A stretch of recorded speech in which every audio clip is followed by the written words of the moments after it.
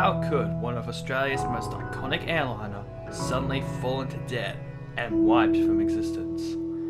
These are the questions that seem to have been raised over many years and seem to have no real outcome. Welcome to the first episode of Rise and Fall, and we will look at what was Australia's number one airliner, Ansett Australia. For those who have thought that the airline may have not lasted over 10 years when it fell, like Impulse and Aero Pelican, but this one goes all the way back to 1935, where Victorian businessman Reginald Ansett commenced aviation operations as an expansion of his widely successful transportation business.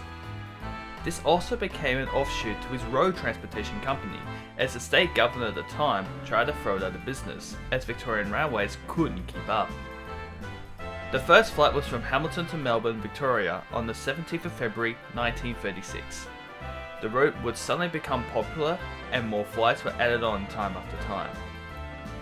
Ansett was grounded for a short time during World War II, in which Reg signed contracts for the US Army Air Forces.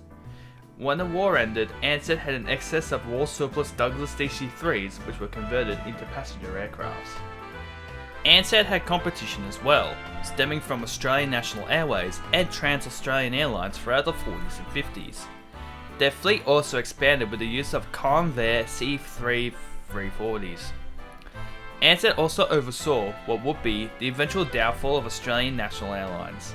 The Menzies government at the time also predicted it and was almost guaranteed that it would fall, in which they almost did. Ansett bought ANA for £3.3 million, which in 2020 currency is around 400 million Australian dollars.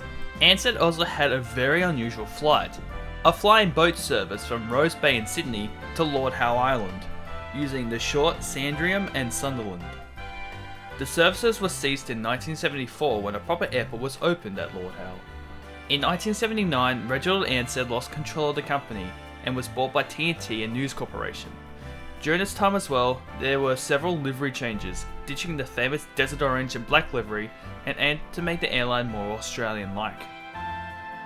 They ultimately ended up with the famous Star Mark logo and Southern Cross design in 1990, a time where Ansett entered operations in New Zealand, as Ansett New Zealand, and started international flights in 1993, with destinations including Bali, Osaka, Hong Kong, Jakarta, Shanghai, Seoul, Taipei, and Kuala Lumpur.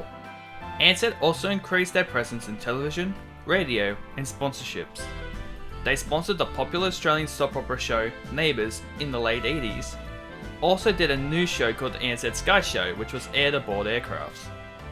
The show basically let passengers be up to date with all the news, updates, and any weather changes for a 30-minute block. They also sponsored Channel 9's Nightline program.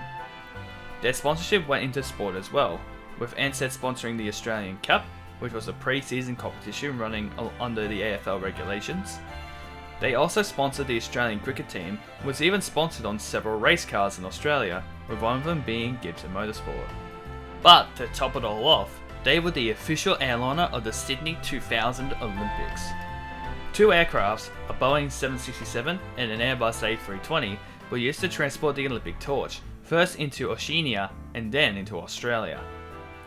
It would also take visitors into the Olympic precinct. But as it looked like Ansett would be on top, it suddenly crashed.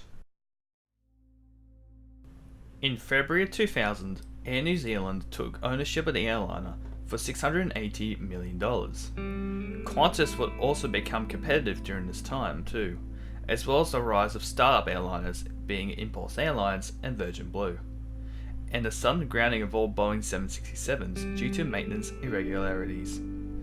Ansett lost up to $1.3 million a day. The initial crisis of Ansett got worse, as it was originally going to be brought up by Richard Branson. Air New Zealand had their own troubles and cut Ansett loose, and the Howard government refused them to bail them out of debt. It was then placed under voluntary administration with PricewaterhouseCoopers on the 12th of September 2001, with all flights grounded when the announcement was called. Widespread protests occurred 2 days later, most blaming the government for not bailing the fallen company out during one of their toughest times, they've ever seen. A month later, however, the airliner was revived, but under tight control by the administrator and was helped by Singapore Airlines. The airliner had a glimmer of hope as it was brought back to life as part of the Tesla consortium led by Melbourne businessmen Solomon Lew and Lindsay Fox. The famous star mark logo was reinstated and the airline only used newer Airbus A320s. Suddenly, it collapsed again, this time in late February 2002, only 4 months after the Tesla attempt began. With all attempts exhausted, the administrator had no other choice but to cease all flying operations of Ansett on the 4th of March 2002, 67 years since it first started. One thing they have learnt over the years is how to party. More than 1,000 Ansett staff cramming the airline's luxury lounge in Sydney to farewell the last flight. Assets were soon sold off by a newly formed Cordamenta.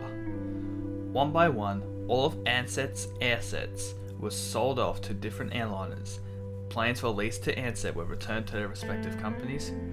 Many of Ansett's own fleet had a new lease on life, with the Boeing 737s and the Airbus A320s being sold to different airliners all around the world, as some bigger 747 and 767s went to the USA to be either stored or scrapped. A strong airliner with a history like no other suddenly fell into the hands of debt and refused bailouts. A story of what could have been and what could have been the future of Ansett Australia.